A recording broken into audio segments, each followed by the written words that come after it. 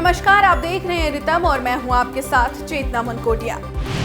कर्नाटक चुनाव प्रचार में राजनीतिक दलों ने अपनी पूरी ताकत झोंक दी है। आज बेंगलुरु में पीएम मोदी का 26 किलोमीटर लंबा रोड शो चल रहा है। ये मेगा रोड शो 10 लाख से अधिक लोगों की भागीदारी के साथ 18 विधानसभा क्षेत्रों से होकर गुजरेगा। दक्षिण बेंगलुरु में सोमेश्वर भवन आरबीआई ग्राउंड से शुरू हुआ ये रोड शो मलेश्वरम के सांके टैंक तक जाएगा। रोड शो में पूरी तरह सड़कें भगवा रंग से सजी हुई हैं। सड़कों के दोनों ओर भाजपा के झंडे दिखाई दे रहे हैं। हजारों पार्टी कार्यकर्ता और समर्थक भी भगवा शॉल और टोपी पहने हुए हैं। सड़कों के किनारे सांस्कृतिक टोलियां भी मौजूद हैं। लोग मोदी मोदी के नारों के साथ ही बजरंग बली के नारे भी लगा रहे हैं। पाकिस्तान के विदेश मंत्री बिलावल भुट्टो गोवा में शंघाई सहयोग संगठन यानी कि एससीओ के विदेश मंत्रियों की बैठक में शामिल होने आए थे, लेकिन जैसा कि पाकिस्तान की आदत है, वे यहां भी कश्मीर का राग छेड़ना नहीं भूले। बिलावल ने एक समाचार पत्रिका के इंटरव्यू में आर्टिकल 370 का जिक्र किया और इसे ही भारत के विदेश मंत्री एस जयशंकर से मुलाकात न होने की पीछे की वजह बताया। वहीं इस पर भारतीय विदेश मंत्री एस जयशंकर ने बिलावल भुट्टो को करारा जवाब देते हुए उन्हें नींद से जागने की सलाह दे डाली। एससीओ की बैठक के बाद एक प्रेस कॉन्फ्रेंस में जयशंकर ने अंग्रेजी मुहावरे wake up and smell the coffee का जिक्र करते हुए कहा कि आर्टिकल 370 अब इतिहास है। जो लोग इसकी बात कर रहे हैं उन्हें नींद से जाग जाना चाहिए। इसके पहले बिलावल भुट्टो ने कश्मीर में G20 के आयोजन पर भी आपत्ति जताई थी। इस पर एस जयशंकर ने फटकार लगाते हुए कहा था कि उनका G20 से कोई लेना देना नहीं है। कश्मीर से भी कोई लेना देना नहीं है। कश्मीर भारत का अभिन्न अंग था, है और रहेगा। भारत ने गृह युद्ध से जूझ रहे सूडान में फंसे नागरिकों को निकालने के लिए ऑपरेशन कावेरी अभियान 24 अप्रैल को शुरू किया था। ये अभियान शुक्रवार को पूरा कर लिया गया। भारतीय वायुसेना का आखिरी विमान 47 यात्रियों को लेकर स्वदेश लौट गया है। विदेश मंत्री एस जयशंकर ने जानकारी दी कि भारतीय वायुसेना के C-130J विमान के शुक्रवार को आने के साथ ही ऑपरेशन कावेरी के जरिए सूडान से 3,862 लोगों को निकाला जा चुका है। उन्होंने बताया कि भारतीय वायुसेना ने 17 उड़ानों का संचालन किया और भारतीय नौसेना ने पोर्ट सूडान से भारतीयों को सऊदी अरब के जेद्दा ले जाने के लिए 5 फेरे लगाए। जयशंकर ने कहा कि खार्तूम में हमारे दूतावास ने इस कठिन समय में असाधारण समर्पण दिखाया है। फिल्म द केरला स्टोरी शुक्रवार को सिनेमाघरों में रिलीज हो गई और पहले ही दिन इस फिल्म ने अच्छी कमाई की और इसके साथ ही ये फिल्म इस वर्ष की सबसे बड़ी ओपनिंग फिल्मों की लिस्ट में 5वें नंबर पर आ गई है। द केरल स्टोरी ने पहले दिन 7.5 करोड़ से 8 करोड़ रुपए के बीच का बिजनेस किया है। इसके साथ ही द केरल स्टोरी इस साल की 5वीं सबसे बड़ी ओपनिंग करने वाली फिल्म बन गई है। फिल्म ने पहले दिन की कमाई के मामले में अक्षय कुमार की सेल्फी और कार्तिक आर्यन की शहजादा को भी पीछे छोड़ दिया है।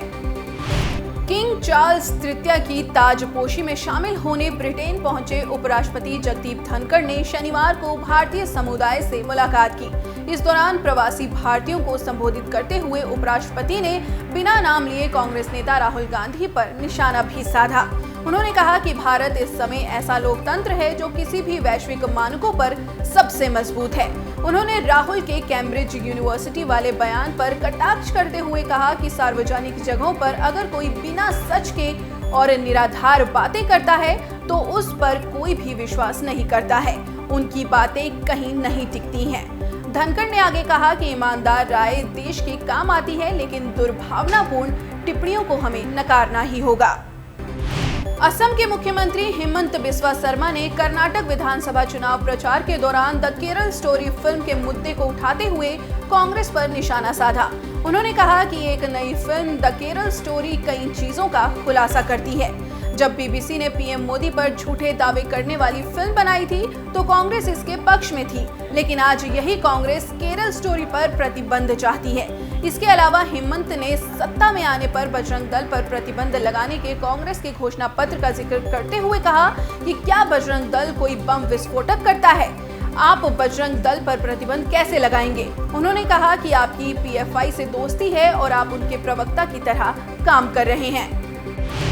भारत के लिए टोक्यो ओलंपिक 2020 में गोल्ड मेडल जीत चुके star javelin thrower Neeraj Chopra ने फिर से अपना जलवा दिखाया है। नीरज चोपड़ा ने दोहा डायमंड लीग का खिताब जीतकर भारत का गौरव बढ़ाया है। दोहा के कतर में आयोजित इस प्रतियोगिता में नीरज ने पहले ही प्रयास में 88.67 मीटर दूर भाला फेंककर दोहा डायमंड लीग का खिताब अपने नाम कर लिया। वहीं टोक्यो ओलंपिक में सिल्वर मेडल जीतने वाले चेक खिलाड़ी जैकब वर्ल्डेज दूसरे स्थान पर रहे। आईपीएल सीजन 16 में आज 2 मुकाबले खेले जाएंगे। पहला मुकाबला दोपहर 3:30 बजे चेन्नई सुपर किंग्स और मुंबई इंडियंस के बीच चेन्नई के चिदंबरम स्टेडियम में खेला जाएगा। वहीं दूसरा मैच शाम 7:30 बजे दिल्ली कैपिटल्स और रॉयल चैलेंजर्स बेंगलुरु के बीच दिल्ली के ग्राउंड अरुण जेटली स्टेडियम में खेला जाएगा। भारत में कोरोना संक्रमण के मामलों में लगातार गिरावट जारी है। केंद्रीय स्वास्थ्य मंत्रालय के आंकड़ों के अनुसार भारत में 24 घंटे में कोरोना के 2,961 नए मामले सामने आए हैं, जिनसे अब सक्रिय मामलों की संख्या 30,041 हो गई है। वहीं इससे एक दिन पहले कोरोना के 3,611 नए मामले सामने आए थे। ऐसे में रिकवरी रेट में भी सुधार नजर आ रहा है। वहीं बीते गुरुवार को कोरोना वायरस के 3,962 नए मामले दर्ज किए गए थे, जो दर्शाता है कि भारत में संक्रमण की दर लगातार घट रही है।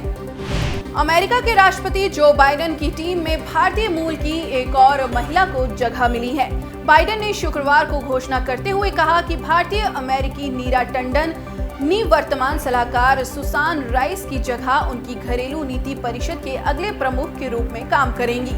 बाइडेन के इस फैसले के बाद नीरा टंडन व्हाइट हाउस सलाहकार परिषद का नेतृत्व करने वाली पहली एशियाई अमेरिकी बन गई हैं। वहीं बाइडेन ने इस मौके पर कहा कि मुझे ये घोषणा करते हुए खुशी हो रही है कि नीरा टंडन आर्थिक गतिशीलता और नस्लीय समानता से लेकर स्वास्थ्य देखभाल, अप्रवासन और शिक्षा तक मेरी घरेलू नीति के निर्माण और कार्यान्वयन को आगे भी जारी रखेंगी।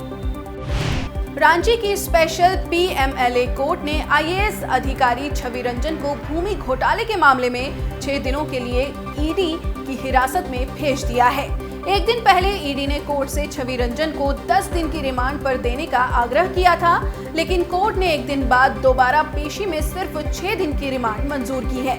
जांच एजेंसी ने रिमांड पर लेने के लिए जो तथ्य रखे हैं, उसमें चौंकाने वाले खुलासे हुए हैं।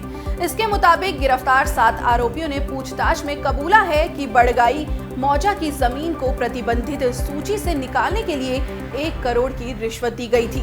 बता दें कि कल उन्हें एक दिन की न्यायिक हिरासत में भेज दिया गया था, जिसमें आज दोबारा पेशी के बाद कोर्ट ने ये फैसला सुनाया है।